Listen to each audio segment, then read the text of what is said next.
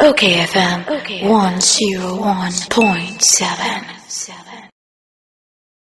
Na mameni lawyer Godwin Edugie Tamakloe enkwatu twe nkomo na yentie ensemi sede esibu bobaye na ehon so enema. Council Edugie Tamakloe mranimu ni to former President Mahama was signed a private legal practitioner said the medical canon. Opening me watch. Welcome, no major so me chiao chia okay from for any able producers in Rapame. Now, what to say? Yankupon Adam, the way, PDS won't send me a bobo kwaba. Ekopim say, Drew baby, one say license near GB, license near GB party, a free woman, some woman the party near your Juma. Drew baby, who say, ECG for a year, Juma, one a year Juma, and a call yarn, a buy yarn, a best say. I buy say, and near maybe wa. A you cried here, or repeat me who cried here, was it's a fraudulent deal. What the baby is a Kumasi ni crow from no, yeah, table for sing. Other towns na wo Kumasi now. Yes, say deal ni your phone. Obi crab can say a dream. A dream, yeah, deal ni your phone. Now aban say there be say mo be yes dia. Listen and responsible government. Make sure. Enti ye ni mpani didi nkomo na kese wo ma hyase a wo mo de nhye egu akwam no metwa contract ni mu na fe ye de bibi ko a friend restrictive tendering ye de aba. Okay. Enra mensa kakra ta bi a mu nyina mo saka bi a mekenkan ye. Emma eno so no US aban e de niema ahodo bi eye Millennium Challenge Corporation no wo mo de niema bi egu akwam mu a wo ma chekere ye nye ni nyina de enye no was maintain the framework and the terms and conditions of existing transaction agreement unless otherwise agreed by all parties. Next say the dadana na wo no yenwese betim dey adwuma anas ye betwam ko agise parties ni na atiase. Ensure at least the same level of investment commitment in the distribution sector as was permitted to the existing shareholders agreement ye any shareholders ni anyone saying na yenye maintain Miracle in its current role of financial lead shareholder, operations lead shareholder, and developing country lead shareholder. Okay. And also yenye say Miracle for no yemom ho de omo yene omo call aponyina so mbedie no yemom nyina ne mu na wey eye krata e kenkan enra no numere no abemua yesate ya US Fonse, wo ma twiro krata asesi kano kora no ye mfa maye. Wo pani ba bia yakoduru ni na eho amane ene ho nsam te sei. Yo, Kwame. First of all, no. Yehu enyoma bia akoko so up to this point. One who say PDS consortium no. And PDS Power Distribution Services Limited. A company you register under the laws of Ghana. You register PDS on the 29th day of June 2018. In fact, my forwarded the documents of incorporation, the documents, commencement of business. Nina, my forward the amount. Obeting I check WhatsApp. My forward the amount. Sir, Yenina who say. And Comodia Yedi, Matisen Coco be cancel PDS cry SRT NDC Abreso, the Caribbean name. Power. Meba, Obani. Yes. Yet, yeah, say 2014. And as I mean, processing in a chassis. It is all because I answered when this your parents were in Chimuni say. Good. I will say America for first time. Omode MC compact one the buyer na oman peniku for na newo abemu eno near the year N1 now the focus was on agricultural modernization na because I hear who ejuma fine kama intino in 2014 en omo year so that time mentioned I have challenges with electricity and income so almost second one now bano you qualify. Now the focus will be on electricity and sense. Inti you sign a second compact no share BBRC. Inti at that time no now the government policy then was that at least local government local participation should be a minimum of 20. It can go high, but the minimum local participation should be 20. Inti that time MIDA started the process cry. Abanyi baye in Abanyi be take the decision say almost the previous administration enya adwin. Inti the first thing na omampeni Nana Addo Dankwa Akufo-Addo no say MIDA board no or reconstitute the board membership into the then CEO no oyino. The then board chairman oyomu nyina eno fa nkofo a odwin se ono mu betimi aye adwuma e de bae. Nti we the current board na the board chairman Nana Addo Dankwa Akufo-Addo na appointee. The CEO Nana Addo Dankwa Akufo-Addo na appointee. In fact, me no can say even the minister. Me bajo uga say the CEO Nana's appointee. Pemra establish say womunya de no. Enye president has to appointee. And I make but okay. What I'm trying to say is say these are a team Nana Addo Dankwa Akufo-Addo at the buy. The previous team no were yomu atunche new coach. Yes, new king, new law. It's coach na abano or see players we are now mobile blaster no mempemo. Ina ono akofa ono ani team ediaba na sankrofo na or the buyer no there were almost 5 ministers were the board of MIDA. Okay. Na MIDA nso no esi nyina ye hu say MIDA eye aban agency ye establishing with an act of parliament act 703. What I say iti MIDA nankasa eda ho no a buying agency na de ko buy no say Nana Addo Dankwa Akufo-Addo buy no so ono de opese local participation no enye 51%. Tio na foreign participation no enye 49. Inti na 2 companies eventually no companies no bebre ye mo change structure no na companies no be fully out. It effectively never car 2 companies. 2 companies, na a BXC, a Chinese company. Omo de omo bagana hache. Nti omo ni ECDIA juma from 2005. Okay, na yawo Manila Electric Corporation, a Filipino company. Omo so no mo ye new entrant. At the end, no MIDA board no take a decision say almost disqualify BSC Chinese company. No, it's not. Lawyer, omukura the court yes. To contest it. Exactly. To contest the disqualification. All these processes, no, a course under the MPP administration. It's important to also make the point say at the end, no MIDA board no approve the miracle bid. Say and then the best because it's yana canipa too. So disqualify the other person na only one person. A miracle. Into miracle every day bid no. Na see miracle and put up a consortium.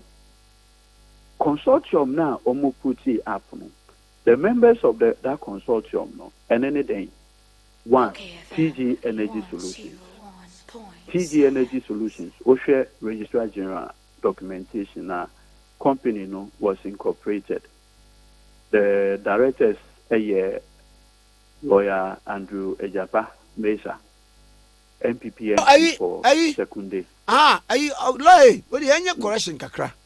Was see one can PDS no can. Yene di nkomode o chire mu kopim. Mebo.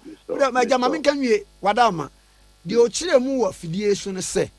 Sabre na sa company no etie no na they needed somebody with law background enti wono na oye wo ma de nyi wo ye ma wo wie wo wie enti bi o wa bi o mo wa na ne mebile hia se bi a solicitor bi e bibi ma no e ma wo ma na wo de aba no ye ma wo si wono enti bibi ti say PDS no dey woni yes woni Mr. Miamilene Senior Bonja Sansem Kika TG Energy Solutions and Crofomiensa and a Dano. Okay, FM. San Crofomiensa or no cradia or your board secretary or you're the secretary to the board of TG Energy Solutions. Na company biano before ube take a decision biano just say call for board approval before probably be bank account crime the bank will ask for a company resolution and see a be way natural or patch say as secretary to the board as secretary and director to the board of TG Energy Solutions. First of all, say TG Energy Solutions, Miracle, Santa Power, GTS, TBK Energy World Plus. So some companies agree to form a consortium called Power Distribution Services. Before TG Energy Solution become one, just a board no approve it.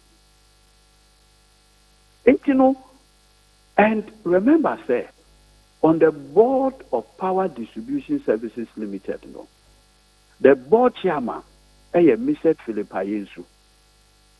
Philip Ayensu is coming from TG Energy Solutions, company on Ejapa Mesa Eteye. What is he talking about? Oko registrar general says now pick documentation be a work na. Unhu me Edudzie midin wo. Unhu Kwame Tikesie Nkrumah edin wo. Onipa obehu ni din ewo mu no eye Ejapa Mesa. So what is he talking about? Owura Philip Ayensu a wo ni din no. Yes. Ono no ofi company be mu. Ofi TG Energy Solutions are oni Ejapa Mesa in Eteye. As on any position here, on any the board chairman of PDS. Okay. So Ebia Sebi just example into Despite Group, any TKCA Group, for me another company, IFNO, Isaac and Sons. Sisiano, wa ufi Despite no, one as is a chairman of the new company. Now the secretary of that Despite when he said Onimu Hoshe, how I over chairman of this new company. How I moti the new company Onimu Hoshe. Who would take this? And as a secretary to the board and director, no, which the companies act now, your responsibility to the company no is huge. Huge. As a director, because company, even though you're from artificial person, the directing mind of the company, the directors of the company. It's a company there's who needs only nine. Only ano nipa natural persons in the decide no man. So what is he talking about? What is he talking about? In any case, onto this scandal by what's the say about Bontia Bekase TG Energy Solutions, for a company be our own as a way of disclaimer. What is that? What are we talking about? Please. Now, me call me way, so that's just a digression. Okay. But you see, the essential thing is there. So at the end, on the 29th day of June 2018, no more company or friend Power Distribution Services. Bra Kwame, service. At the Echo Cabinet. Cabinet Echo around 24th June. Nanado Danko Kufuado Cabinet. No more peneso. On the 3rd day of July, Mema day 2, 3rd day of July, Mr. Keno Foriata is signing what is called the Joint Memorandum to Parliament on the lease and assignment agreement, the bulk supply agreement, and the government of Ghana consent agreement. But your first one here, Edia. What you say? First one here, Edia agreement. First one, no, the lease assignment agreement. In a bulk supply agreement. In a government consent agreement. Three important documents. In a this document means saying at the core parliament. In fact, Boache Jako signed the other side. Into only 2 ministers. Tanyoma NDC and Kahu. And the core parliament, no. The Parliamentary Select Committee issue a report. One was assembly core parliament. Committee no bet now at the end, no. Na committee, no, I issue a report. Into committee, no, I issue a report on the 18th day of July, 2018. Kwame, we are sending the joint memorandum, no, and the parliamentary committee on mines and energy. Me send you report no we shareholder. Matthias, NDC no. What is also important, Mr. Kwame, on the 24th day of July, Parliament Emma sa transaction approval. Something significant happened. By November, no, PDS free under the agreement, let someone provided the friend of bank guarantee. Sa bank guarantee, no, PDS free EcoFab +3 rated bank. Top bank at the buy. And bank no cash you. Before I ever provided the bank guarantee, no, I say I buying a increase electricity tariff so that we can be sure say Sikana ebebano. It will be able say asem sia say debt any bibiana. We are sure say we will have significant cash flow to resolve the problem. Until around November 2018, bank no a year bibiano, POS so we are ready to go with a tariff adjustment. In our buying so, yendie, ya political commitment I'm a Ghana for. It is here increasing tariffs now. And the political consequence, Beba. Into here increasing tariff in November 2018. Into the +3 rated bank, no, a fully out. Timeline. +3 rated bank, no, a fully out. Then our PDS for ya a call back to ECT and you are buying so. I buy, yeah, dear. But sir, +3 rated bank, you know, on what grounds or reasons? And on the may say +3 rated banks, no, on what grounds or reasons? And now I'm assigned to their pull out. No, sir, the commitment is there, obey increasing tariff. In our PUS, you said they are ready with a tariff adjustment. Abai say tariff adjustment, no, what the bar. There's political consequence to adjusting tariff. It means electricity aye to a fee no ebeko high. Nti aban ede ne nan den edit na mu said that we dey yempene so. Elections said that yenim. Yen we dey ye no enya adwen. Nti bank no e fully out. Nti akoba sa no. Na PDS for ya sa kwa aban wodo. Sesia mo say mo mpene so. Na yen get a bank guarantee from a reputable bank no. Ye be pene so say ye be ye no insurance guarantee. When we say bank guarantee no, a more liquid, a more solid. So what I say. Inti omo buy na buy so any sadia ye be hwese o. Sanyoma no that's the insurance guarantee, you know, whether it's applicable. I buy take the view say finally no, it will go on. Now, unim America for no through media, omu puti up an investigator, a company, your friend no FTI Consulting, omu Washington. Say omu investigate in Staman se me buy no. It's the FTI for a year or Mejumano. Not me back to me bow. Were you on the blind side of young Ghanaians? Dabi, I buy him. It's not me bano. Sir, I buy him. Say me. Okay. Rapame. Meba. It's the FTI for year report no. In a FTI report no, a disclose here. Must send you a copy of the report. Yes, but you go to page 7. Report in page 7 of the report. Okay, maybe. Yes, the FTI report. Page 7. Page 7, yeah. Actual confidential information for discussion purpose only. But you went home. Aye. Okay, page 7. But you kind the last 2 paragraphs started with we understand that now okay for me chief for you. Maybe page 7. I don't you come me. Page 7. I'm a page 7. As a key page 7, mommy. It's any come.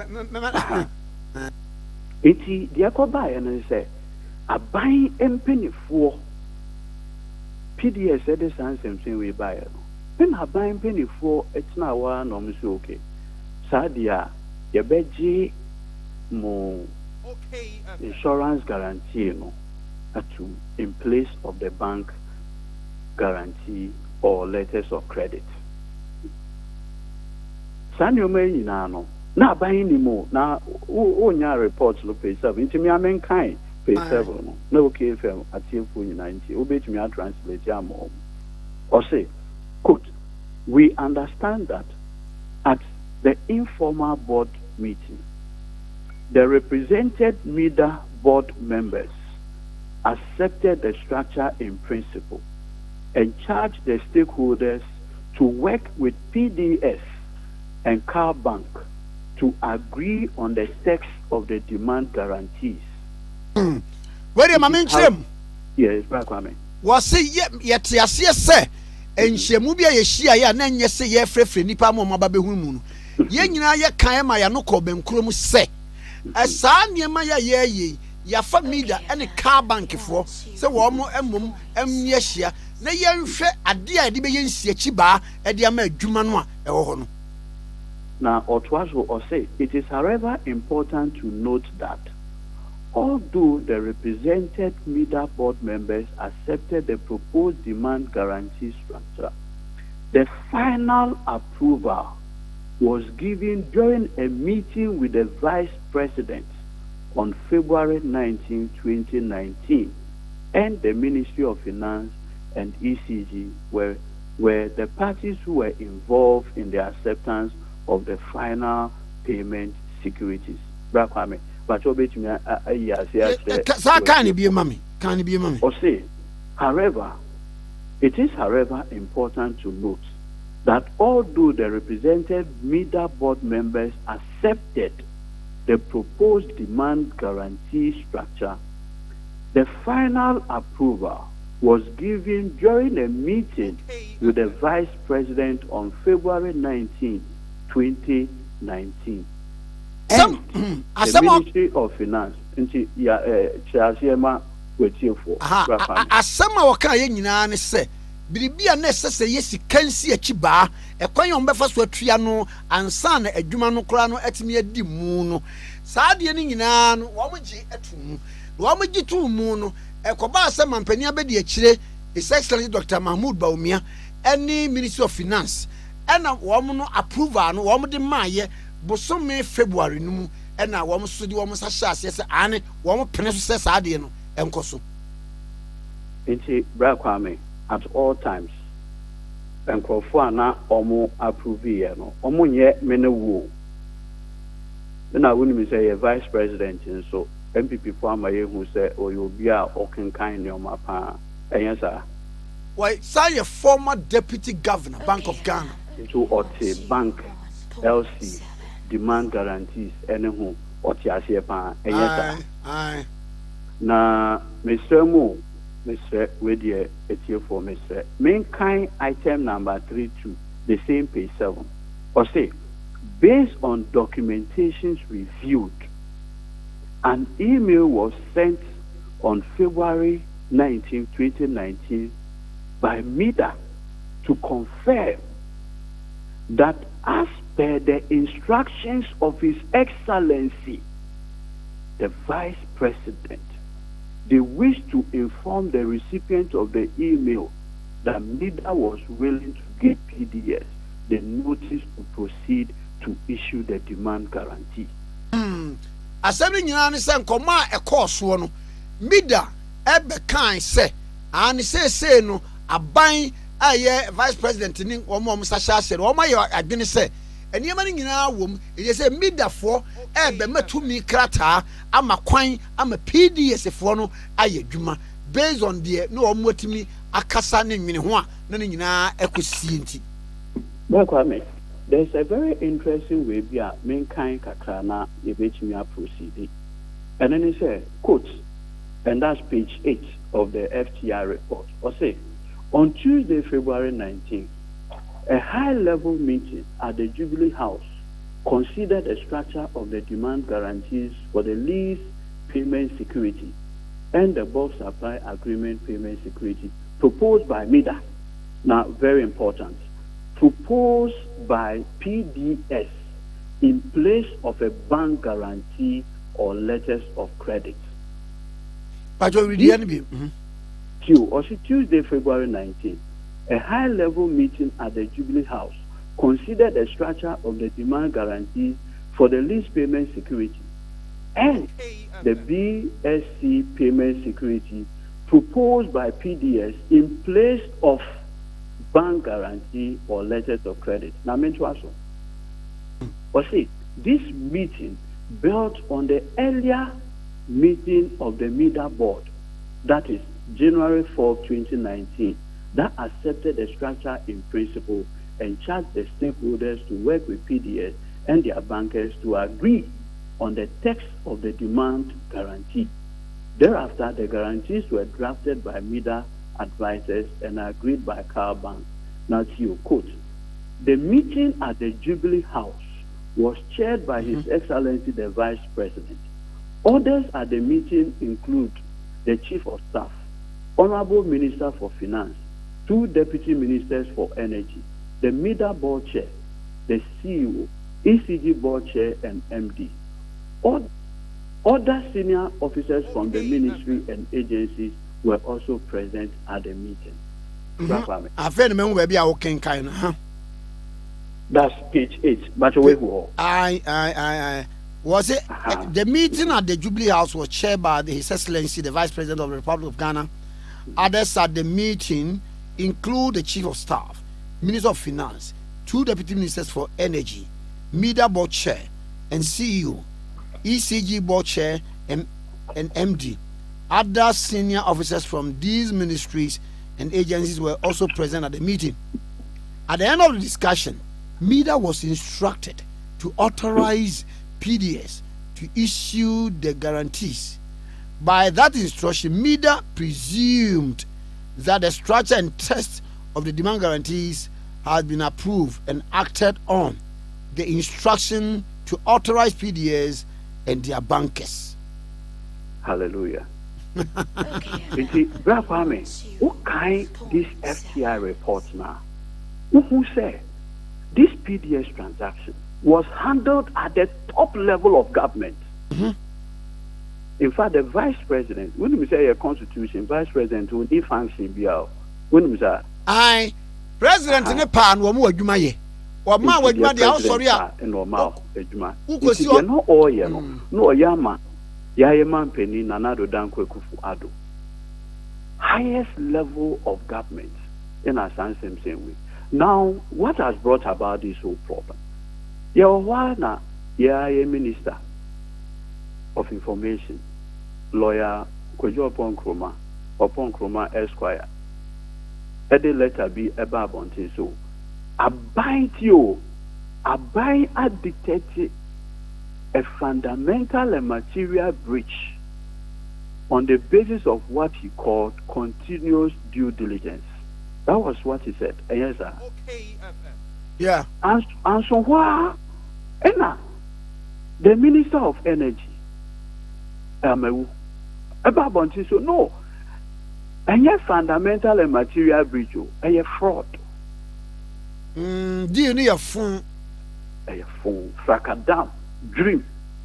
Now, when we say Portuguese Latin, there will be a kind of fraud omnia vitiate. That is fraud vitiates everything. Yeah.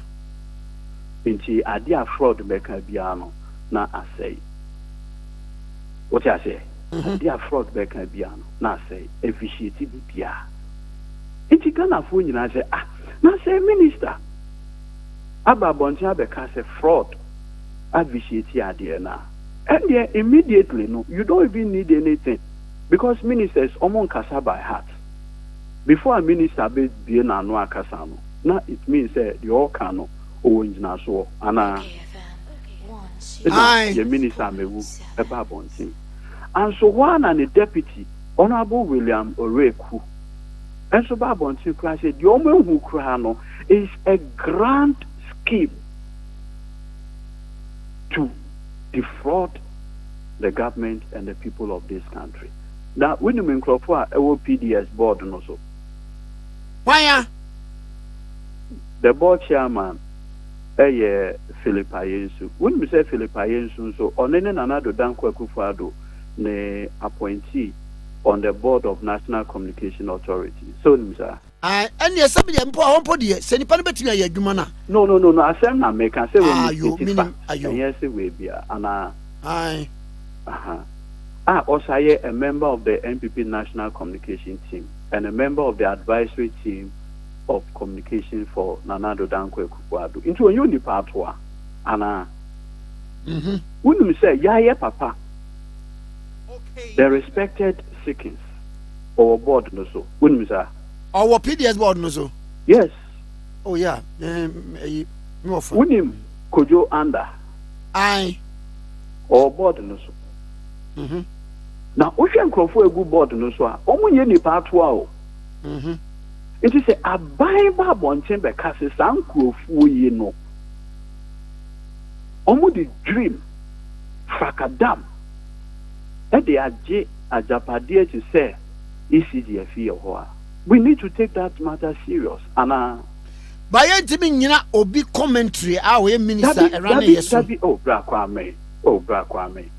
Me know why you see yet they say yes citizens and yes spectators. And in the scheme of affairs, the minister the ministry ECG Edano Wababontin and so the deputy so Ababontin say your detective fraud dear be one. Kwame me know ye one me know in the scheme of affairs.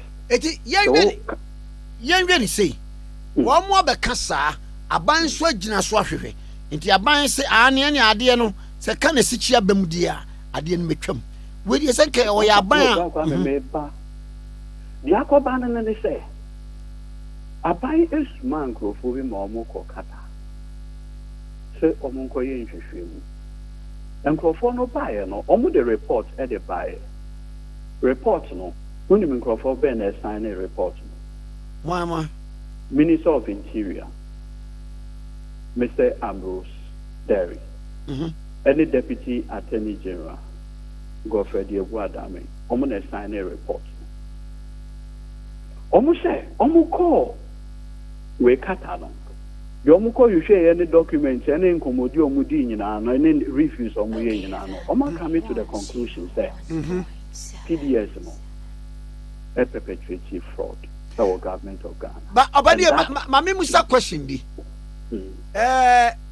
Woye obi a waye wo call ye ni ade omo media board ni ade nyina nipa obubu omo di nyina at least one ma yes some aspects of financial management of which international marketing Niema project management in the are included.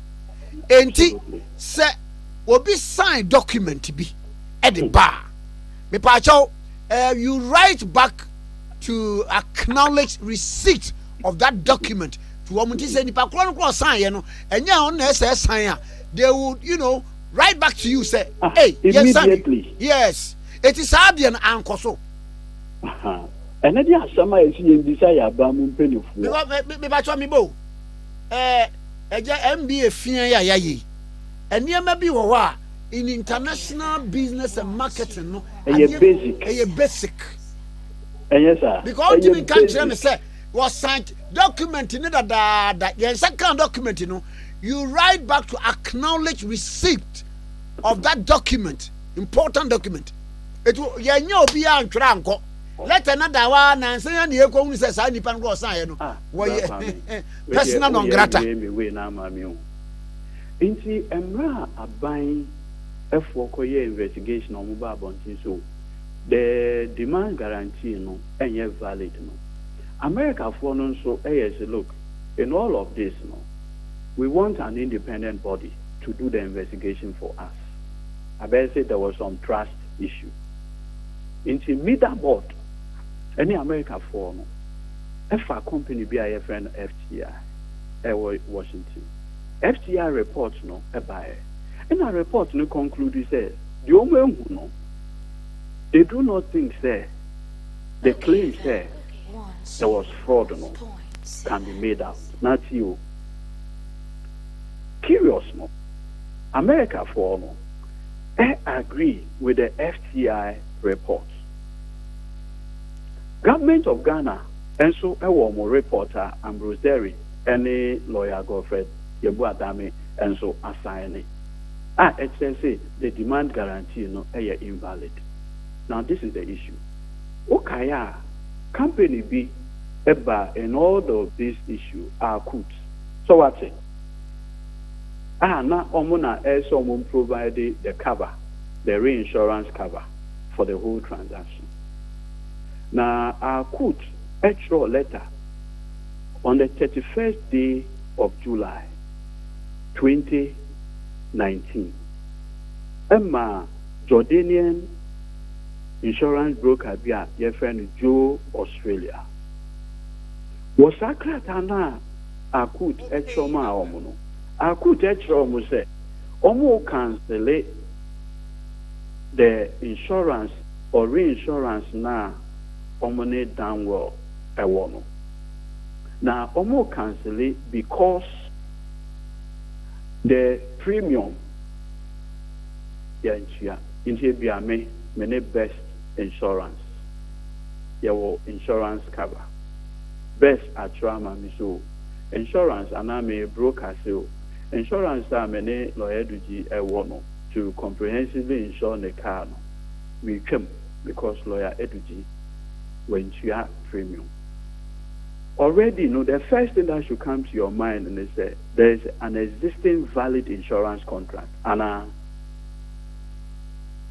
that the only problem, Rakwame, and it's a main to your premium.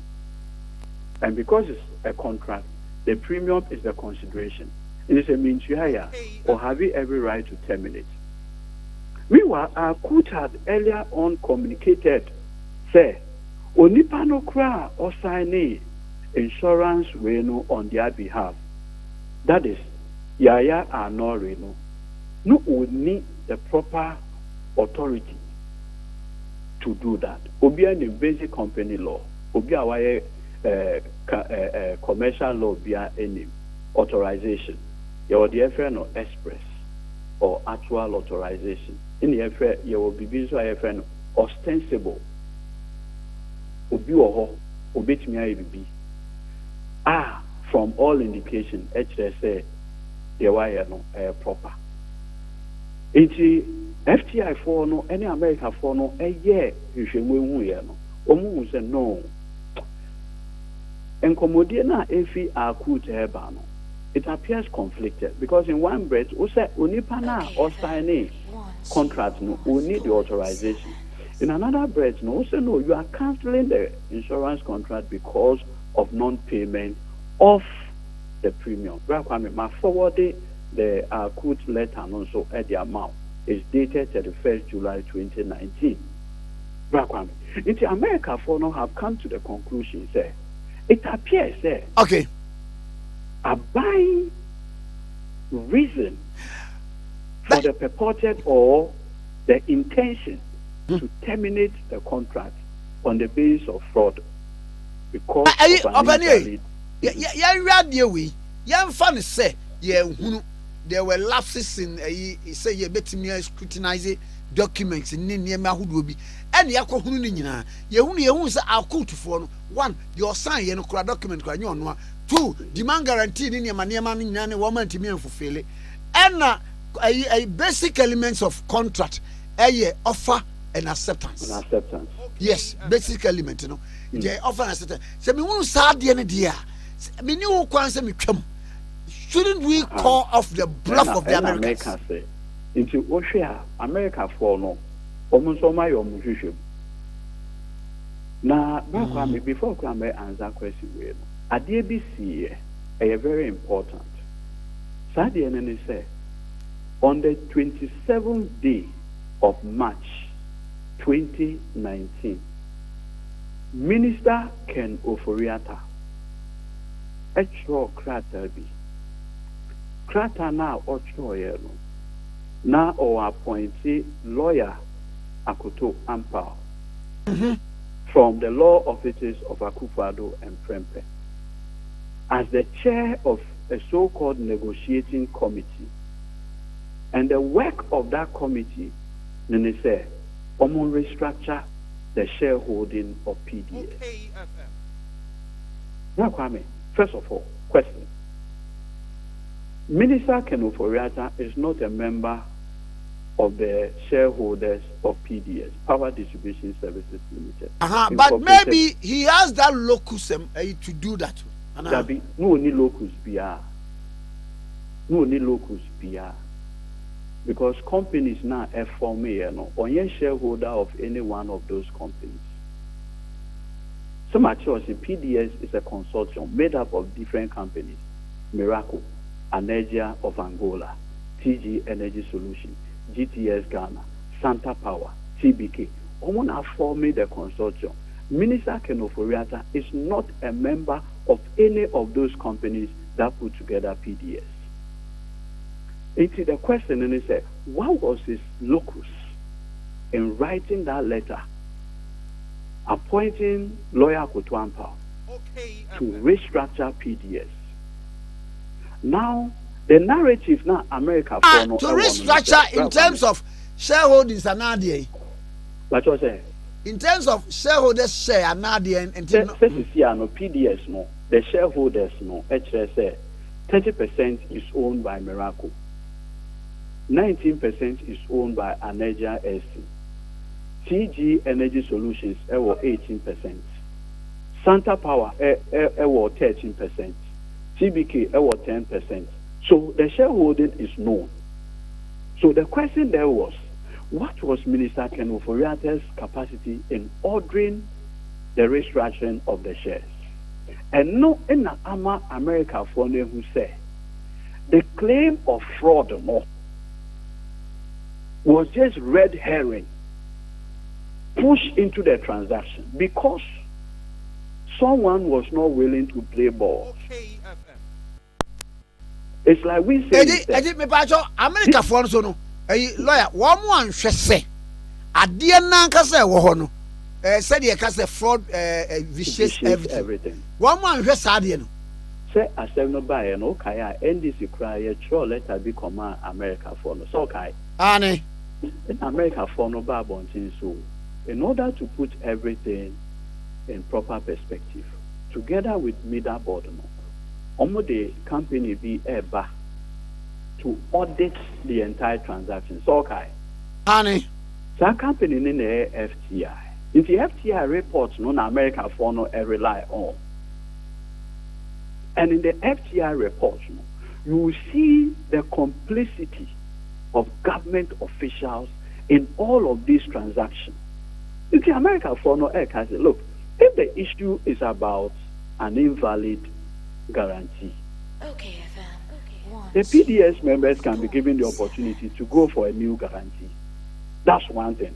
If that's the only problem I buy, unless of course I buy have another reason other than the invalid demand guarantee. It is all along in America for any are buying and who said no. It appears that some minister can offer a letter now or restructuring PDS shareholding now. The board no and to some members of the board and to that is what has brought us the friend Edidijano. So no Medidija. Brakwame. Yeah, Ose. Me say so no Edidija. Any munana nam I. Exactly. Into the real problem, greed. So be person on and have this number or person on shares no. That is the problem, and not the so-called demand guarantee assembly. Now, Brother, what is even more terrible in this whole transaction is that when we say Emra or Moye PDS for Enkofa insurance in same Ibrahim. The only money I almost me raise here is $1 million. That's from the shareholders. Another shareholder at the $7 million at the buy. That's $7 million no. Ojeno Bosnia from Car Bank. Sasikana Oje free Car Bank no. Unim sa o tuya Sasikana. Rakwame. Me no ekoto electricity Sikana ye tuya no. That's the revenue cash flows no.